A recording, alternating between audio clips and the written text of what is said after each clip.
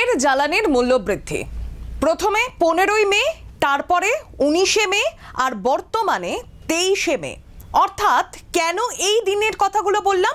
কারণ প্রথমে 15ই মে জ্বালানির দাম বেড়েছিল, তারপরে 19শে মে জ্বালানির দাম বেড়েছিল, আর এবার 23শে মে জ্বালানির দাম বাড়লো।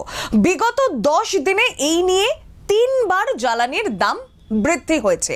আর এই জ্বালানির মূল্য বৃদ্ধিতে খুব স্বাভাবিকভাবেই সাধারণ মানুষ এই মুহূর্তে চিন্তিত।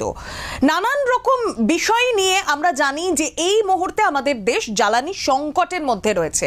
ইতিমধ্যেই প্রধানমন্ত্রী নরেন্দ্র মোদী তিনি ইতিমধ্যেই জানিয়েছেন যে দেশ যেহেতু জ্বালানি সংকটের মধ্যে রয়েছে, সুতরাং নিজেদের যে সমস্ত গাড়ি রয়েছে সেই সমস্ত গাড়িগুলো যতটা সম্ভব কম ব্যবহার করা যায় সেই দিকে যাতে সাধারণ মানুষ নজর দেন সেদিকে নজর দেওয়ার আবেদন প্রধানমন্ত্রীর তরফ থেকে করা হয়েছে। আর তার পরবর্তী সময়ে আমরা এই মুহূর্তে দাঁড়িয়ে কতটা সচেতন হয়েছে এটা একটা বড়সড় প্রশ্ন। কিন্তু বর্তমান সময়ে দেখা যাচ্ছে যে পেট্রোল ডিজেলের মূল্য বৃদ্ধি আবারও হলো, জ্বালানির মূল্য বৃদ্ধি আবারও হলো। আপনাদের একবার জানিয়ে রাখি যে লিটার প্রতি নয়াদিল্লিতে লিটার প্রতি পেট্রোলের দাম 87 পয়সা বেড়েছে এবং সেই সঙ্গে এতো গেল পেট্রোলের দাম 87 পয়সা নয়াদিল্লিতে বেরিয়েছে এবং অন্যদিকে দেখা যাচ্ছে শহর কলকাতায় 94 পয়সা করে পেট্রোলের দাম বৃদ্ধি পেয়েছে।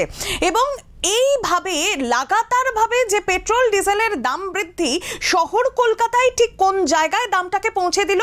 শহর কলকাতায় দেখা যাচ্ছে যে পেট্রোলের দাম 110 টাকা 64 পয়সা, আর পেট্রোলের দামের সঙ্গে সঙ্গে ডিজেলের দাম 97 টাকা 2 পয়সা হয়ে দাঁড়িয়েছে। সুতরাং এই লাগাতার যে জ্বালানির মূল্য বৃদ্ধি ঘটে চলেছে তাতে খুব স্বাভাবিকভাবে সমস্যায় পড়ছে মধ্যবিত্ত মানুষজন, আপনার মতো সাধারণ মানুষজন আমরা সমস্যায় পড়ছি। কিন্তু এই সময় যদি একটু সচেতন হওয়া যায় তাহলে বোধহয় যথেষ্ট পরিমাণে সুবিধা আমাদেরই হবে।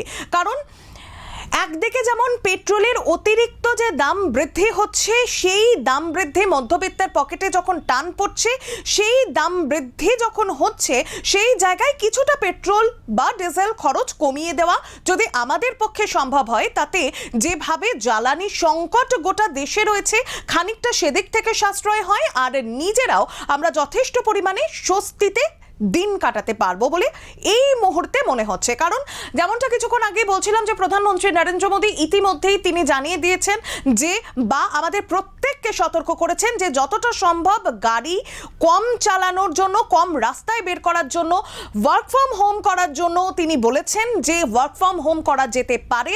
অফিসে যাওয়ার জন্য শুধুমাত্র একটি গাড়ি যদি ব্যবহার করা যায় সেটাও যথেষ্ট পরিমাণে উপযোগী, সেই সচেতনতার বার্তাও প্রধানমন্ত্রী দিয়েছেন। এবং বর্তমান সময়ে দাঁড়িয়ে কি ছবি ধরা পড়ছে যে প্রধানমন্ত্রীর তরফ থেকে তো এই ধরনের সচেতনমূলক বার্তাগুলো দেওয়া হয়েছে।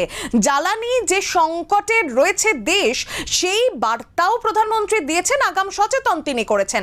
কিন্তু আমরা কি সচেতন হতে পারছি? আমরা কি প্রত্যেকে সচেতন?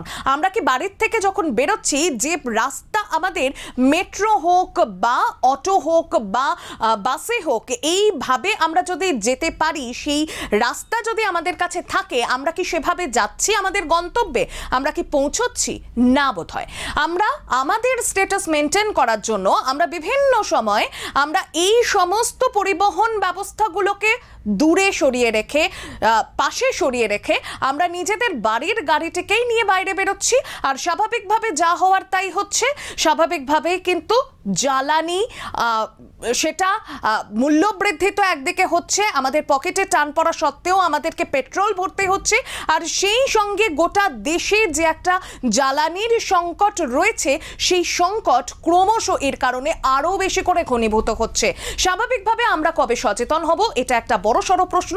সুতরাং প্রধানমন্ত্রী ইতিমধ্যেই সচেতন করেছেন, সচেতন হওয়ার পালা এবার আমার আপনার মতো সাধারণ মানুষদের।